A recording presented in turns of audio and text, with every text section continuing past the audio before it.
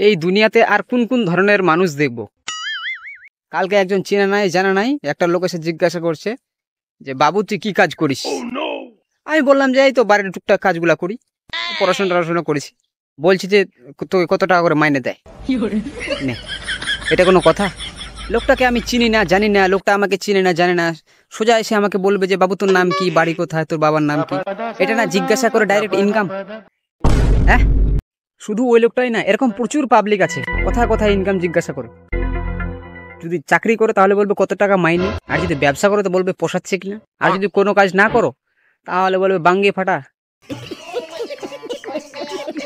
আর যারা দিল্লি রাজস্থান থেকে আসে তাদেরকে এইসব লোকই জিজ্ঞাসা করে, কিরে দিল্লি থেকে আসলি কত টাকা ইনকাম করলি, কিস্তি টিস্তি দিলি কিনা, জমি জামা কিনলি কিনা। এগুলোই ওইসব লোকেদের কাজ। শালা এদের খায় দায় কোনো কাজ নাই। আচ্ছা কেউ কি ছেলেদের ইনকাম জিজ্ঞাসা করে? আচ্ছা বন্ধু বান্ধব হয় সেটা আলাদা ব্যাপার, সেটা চলে যায়। কিন্তু এরকম 10টা লোকের সামনে বয়স্ক লোক সব ওখানে ডেকে বলবে যে কত টাকা ইনকাম।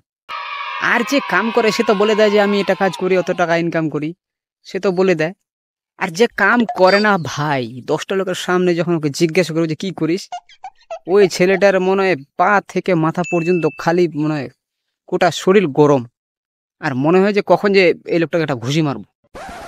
এসব লোক কিন্তু মানবতার খাতিরে বেঁচে যাচ্ছে বয়স কম বেশি হওয়ার কারণে। এরপরে যদি এরকম কোনো লোক জিজ্ঞাসা করে যে তোর ইনকাম কত, হ্যাঁ তো বলতে হবে যে ওই তো সকাল 9টা থেকে 5টা পর্যন্ত 2-3 কোটি টাকা অ্যাকাউন্টে ঢুকে যায় জিএসটি কাটে। এগুলোই বলতে হবে এদেরকে, নাহলে তো এরকম তো অবস্থা খারাপ।